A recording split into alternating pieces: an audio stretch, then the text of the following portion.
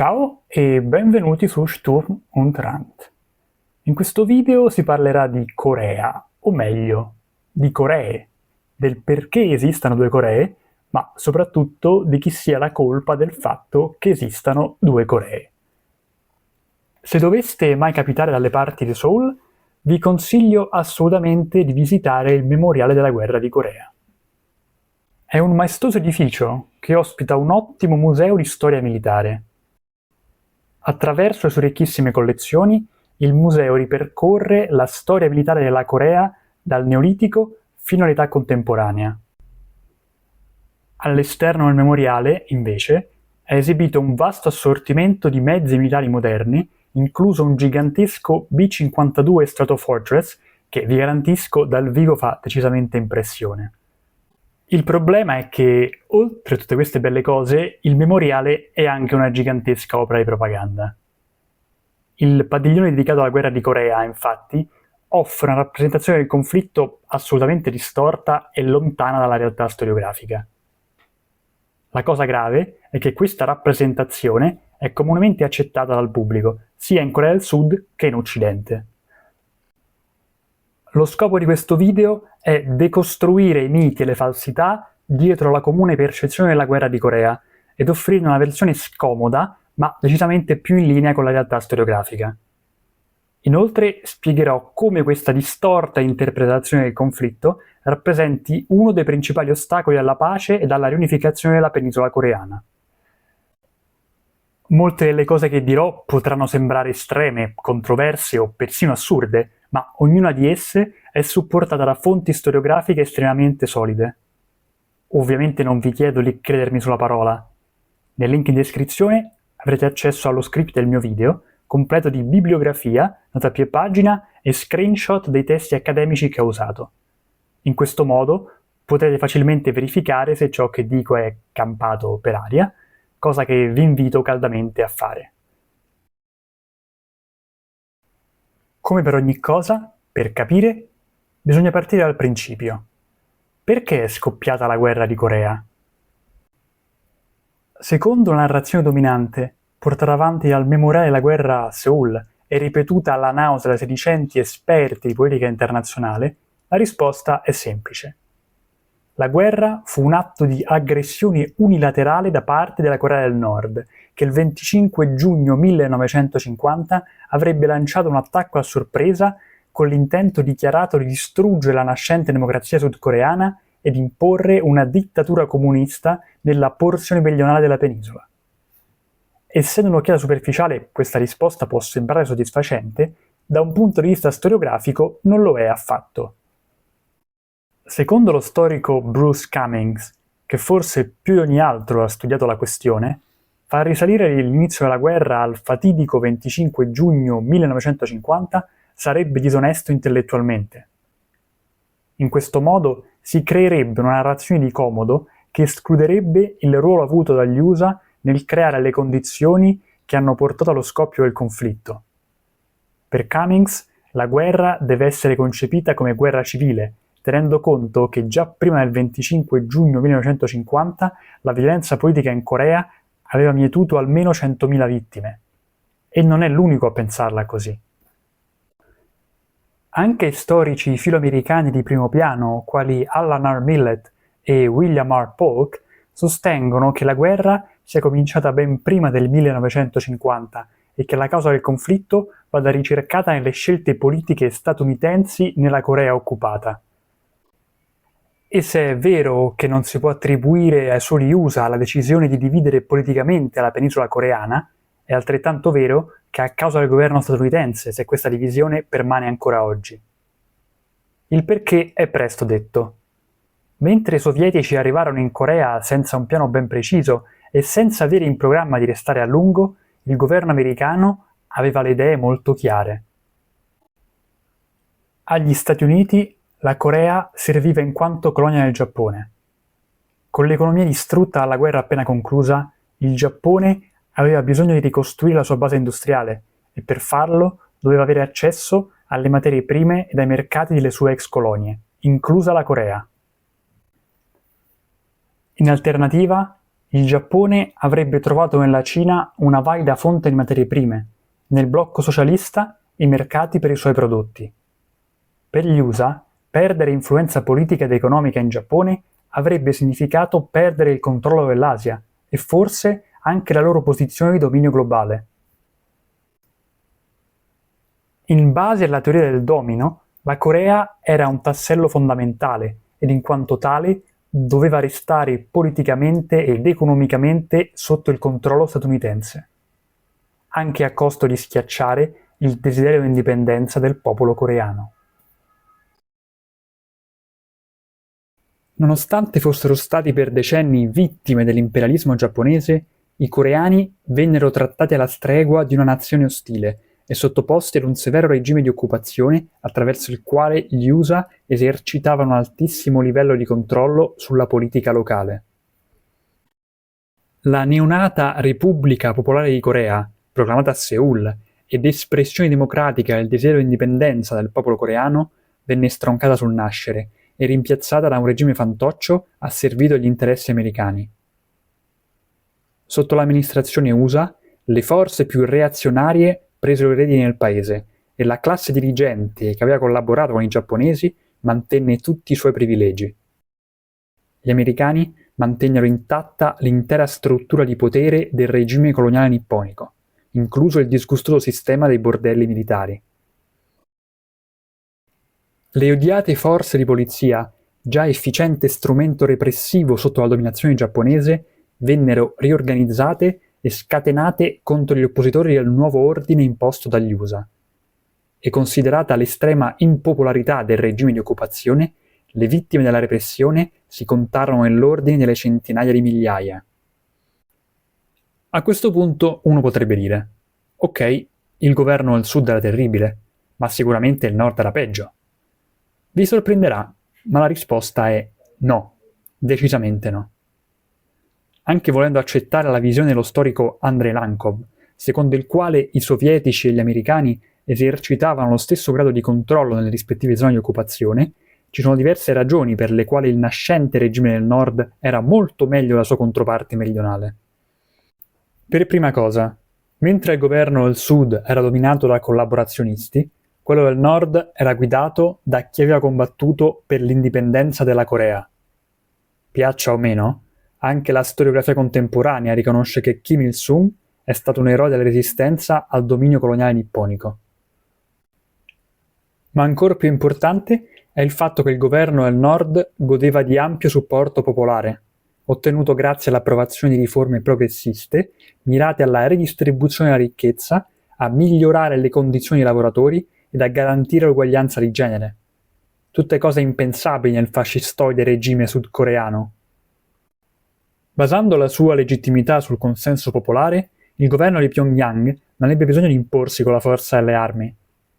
E se gli aspetti repressivi non mancarono, furono decisamente più blandi rispetto alla brutalità su larga scala scatenata dal governo filoamericano nel sud.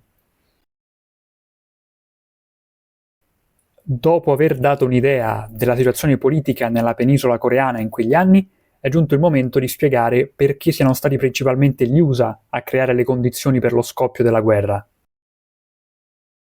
Nel 1947 la Commissione sovietico-americana, che avrebbe dovuto gestire la transizione verso la riunificazione e l'indipendenza della Corea, raggiunse un punto di stallo.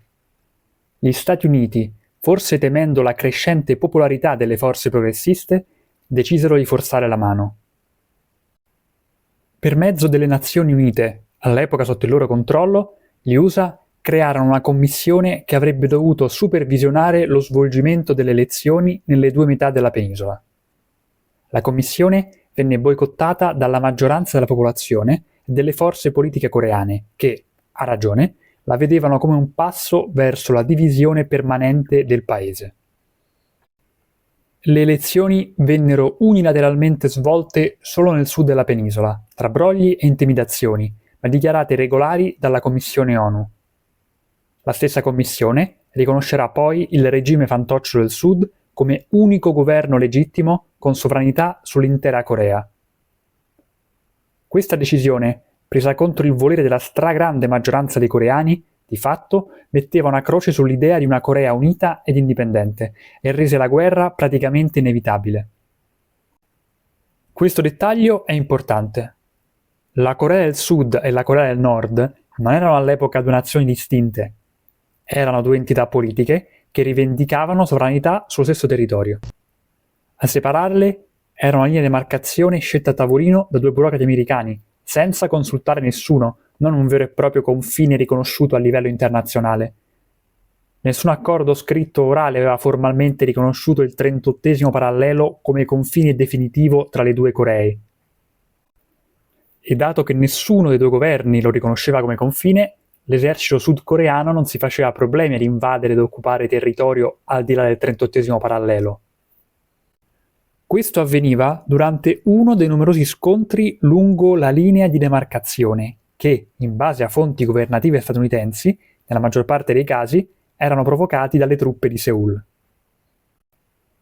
La leadership sudcoreana e le alte sfere dell'esercito avevano tale fiducia nella loro forza militare da parlare apertamente di invadere e riconquistare il nord. Vale anche la pena menzionare che i comandanti dell'esercito sudcoreano erano quasi tutti collaborazionisti che si erano guadagnati gradi uccidendo i loro compatrioti per conto dei giapponesi prima e degli americani poi. Dopo la guerra, questi generali formeranno i vertici della dittatura militare che rimarrà al potere fino al 1987. Quindi no, la guerra di Corea non fu combattuta per difendere l'indipendenza della Corea del Sud dalla tirannia comunista. È stata combattuta per difendere la tirannia imposta dagli Stati Uniti in nome dei loro interessi coloniali. Ora, se si considera che la Repubblica di Corea nel 1950 era un brutale regime coloniale privo di legittimità popolare, già responsabile della morte di centinaia di migliaia di coreani e che aveva espresso chiaramente l'intenzione di invadere la Corea del Nord, diventa difficile non riconoscere la superiorità morale della causa nordcoreana. O, comunque la si pensi, dovrebbe risultare evidente che la concezione della Corea del Nord come principale responsabile della guerra di Corea sia priva di sostanza dal punto di vista storiografico. Come diceva un noto anticomunista, chi controlla il presente controlla il passato, e chi controlla il passato controlla il futuro. La versione della storia propagandata dal governo sudcoreano, per quanto smentita dai fatti, è ampiamente accettata tanto in Corea del Sud quanto in Occidente. E questo ha pesanti ripercussioni sulla vita di decine di milioni di persone. Inquadrare la Corea del Nord come principale responsabile dello scoppio della guerra è indispensabile per rappresentarla come nazione bellicosa ed irrazionale, come stato canaglia con il quale è impossibile negoziare. Questo tipo di narrazione si è tradotto in una politica estera in base alla quale la forza militare e la guerra economica sotto forma di sanzioni sono strumenti indispensabili per contenere la minaccia nordcoreana, vera o presunta che sia. Questo approccio, storicamente, si è rivelato fallimentare. Da un lato, le sanzioni indiscriminate hanno provocato sofferenze inaudite a decine di milioni di persone, senza però avere alcun effetto sulla leadership e sul programma nucleare nordcoreani. Dall'altro, la continua pressione militare esercitata allo scopo di intimidire la Corea del Nord e prosciugarne le già scarse risorse economiche in una dispendiosa corsa agli armamenti non ha fatto altro che esacerbare le tensioni nella penisola. Come spiega Shine Choi, autrice di Reimagining North Korea and International Politics, le relazioni internazionali sono generalmente concepite usando come metodo di riferimento universale il modello politico-economico occidentale. La naturale conseguenza di questo approccio è che si preferisce costringere la Corea del Nord ad adeguarsi al nostro standard, piuttosto che promuovere un dialogo in cui i punti di vista di tutti gli interlocutori ricevano la giusta considerazione. Esperti di primo piano, inclusa la Commissione ONU per i diritti umani in Corea del Nord, raccomanda una strategia che promuova distensione, cooperazione e scambio interculturale. In particolare, ritengono che la fine dell'isolamento imposto dalle sanzioni porterebbe in Corea del Nord benefici tangibili a livello di sviluppo economico, diritti umani e demilitarizzazione. Questo sarebbe anche in linea con i desideri della maggioranza dei sudcoreani, che in base ai sondaggi sarebbe favorevole ad un processo di riunificazione nazionale anche in una forma che permetta ad entrambi gli stati di mantenere il proprio sistema politico-economico. Viene dunque da chiedersi perché il governo sudcoreano si ostini a propagandare una versione della storia che scoraggia ogni serio tentativo di dialogo e di riconciliazione. Il motivo principale, a mio parere, è il bisogno di dare legittimità alla Repubblica di Corea, nata come regime fantoccio imposto, contro il volere della maggioranza dei coreani, allo scopo di servire gli interessi coloniali del Giappone e degli Stati Uniti.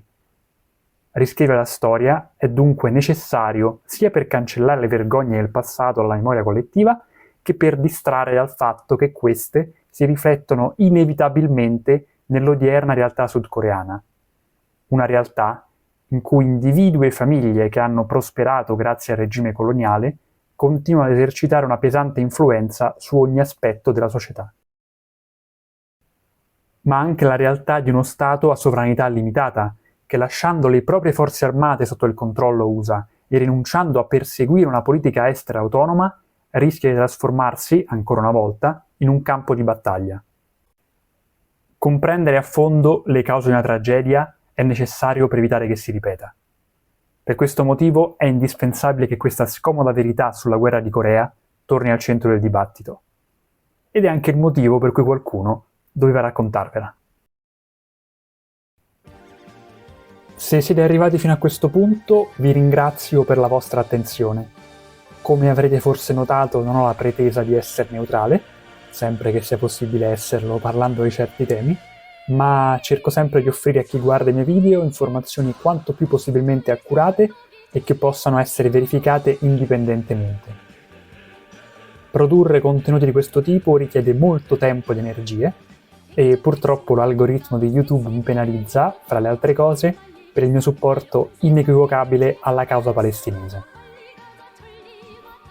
Il mio ultimo video è stato infatti censurato con la scusa ridicola di supportare il terrorismo, nonostante mi fossi limitato ad analizzare il contesto dietro gli attacchi del 7 ottobre, basandomi su fonti accademiche e report delle Nazioni Unite, ovvero ciò che dovrebbe fare chiunque abbia la pretesa di fare informazione.